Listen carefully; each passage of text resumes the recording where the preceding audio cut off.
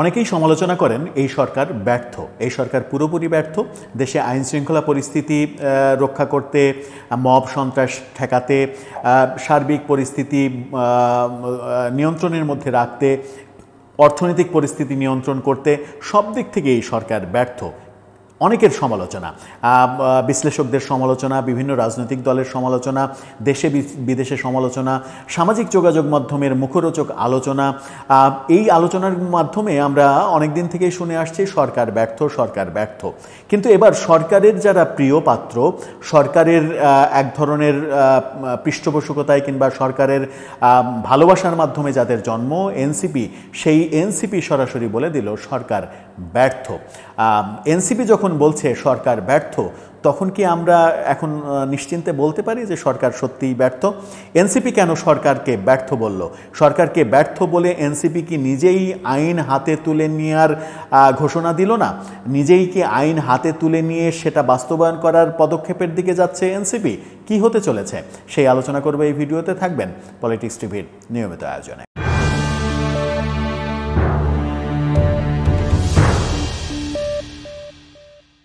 দর্শক, পলিটিক্স টিভির নিয়মিত ভিডিওগুলো স্পন্সর করছে প্রজাপতি.টিভি, নতুন ওটিটি প্ল্যাটফর্ম। আপনারা চাইলে ইউটিউবে, ফেসবুকে, ইনস্টাগ্রামে, টিকটকে দেখে নিতে পারেন। ডেসক্রিপশন বক্সে লিঙ্ক দেওয়া থাকবে, সেখান থেকেও আপনারা দেখে নিতে পারেন প্রজাপতির কার্যক্রম। চলে যাচ্ছি মূল ভিডিওতে। বলছিলাম অনেকের সমালোচনার সঙ্গে এবার এনসিপির সমালোচনা যুক্ত হয়েছে।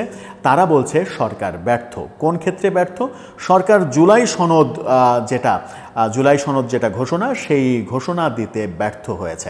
অর্থাৎ সরকার যেহেতু ব্যর্থ হয়েছে, সেহেতু এনসিপি নিজের হাতে আইন তুলে নিতে চলেছে। এনসিপি ঘোষণা দিয়েছে যে সরকার যেহেতু এটা ব্যর্থ হয়েছে, সেহেতু আমাদের উপরে এই দায়িত্ব চলে এসেছে, আমরাই জুলাই সনদ ঘোষণা করে দেব।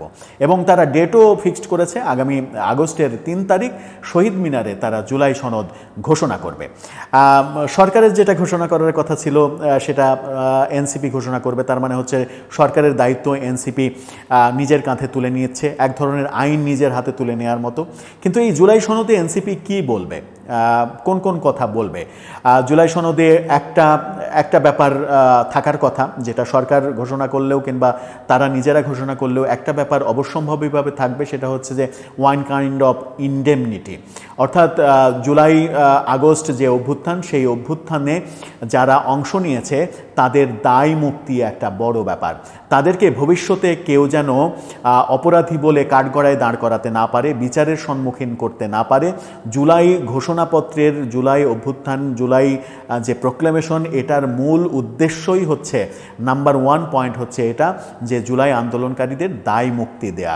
দায় মুক্তির ঘটনা, ইন্ডেমনিটির ঘটনা তো আমরা এর আগেও দেখেছি বাংলাদেশে, এবারও হচ্ছে। কিন্তু বাস্তবতা হচ্ছে যে এই দায় মুক্তি দেয়া ছাড়া আদতে উপায় নেই। কারণ শেখ হাসিনা সরকারের বিরুদ্ধে যারা অভ্যুত্থান করেছে, যারা সংগ্রাম করেছে, তাদেরকে যদি দায় মুক্তি দেয়া না হয়, তাহলে পরবর্তীতে তাদেরকে কিন্তু কাঠগড়ায় দাঁড়াতে হবে, তাদেরকে বিচারের সম্মুখীন হতে হবে এবং কঠিন বিচারের সম্মুখীন হতে হবে। সেটা নিশ্চয়ই কারো কাম্য নয়। এই কারণে বেশিরভাগ মানুষেরই সমর্থন থাকবে এই দায় মুক্তির ব্যাপারে। কিন্তু আর কি ঘোষণা হবে জুলাই ঘোষণাপত্রে? তারা কি এবার নিজেদের মতো করে যখন ঘোষণা দিচ্ছে, তখন অনেক দিন আগেই, গত বছরের ডিসেম্বরের শেষ নাগাদ যখন এই ঘোষণাটা দেওয়ার কথা ছিল, সরকার এতদিন টেনে নিয়ে এসেছে আমরা দিব করে, কিন্তু এবার যখন নিজেরাই এই ঘোষণাটা দিতে যাচ্ছে, তখন কি তারা সেখানে বলে দেবে 72-এর সংবিধান ছুঁড়ে ফেলে দেওয়া হলো, এখন থেকে এই জুলাই যে প্রোক্লেমেশন, যে ডিক্লিয়ারেশন, যে ঘোষণাপত্র, সেই ঘোষণাপত্রের আন্ডারেই দেশ চলবে? এটা সরকারের হাতে ধরিয়ে দিয়ে বলা হবে যে এটাই এখন থেকে সংবিধান, এই সংবিধানের আলোকেই দেশ চলবে। তেমন ঘোষণা কি আসতে পারে? আমার মনে হয় যে তেমন ঘোষণাও তারা দিয়ে দিতে পারে, এবং সেখানেই সব থেকে বড় বিপদটা হবে। যে কারণে জুলাই ঘোষণাপত্রে সংবিধান ছুঁড়ে ফেলার ব্যাপারটা সরকার আনতে চায় না, কারণ সরকার এই বর্তমান সংবিধানের অনুযায়ী তারা শপথ নিয়েছে, সেই সংবিধানের আলোকেই তারা সরকার গঠন করেছে, এবং এতদিন পর্যন্ত সেই সংবিধানের আলোকেই সমস্ত কিছু চলে আসছে। যদি এখন 1 বছর পরে এসে এই সংবিধান ছুঁড়ে ফেলতে চায়, তাহলে গত 1 বছরে 11 মাসে সরকার যে যে কাজ করেছে সমস্ত কাজ অবৈধ হয়ে যাবে। তখন আবার নতুন করে এই সরকারের গত 11 মাসের কার্যকলাপের দায় মুক্তির, ইন্ডেমনিটির প্রসঙ্গ এই জুলাই সনদে আনতে হবে। তখন ভয়াবহ ব্যাপার তৈরি হবে।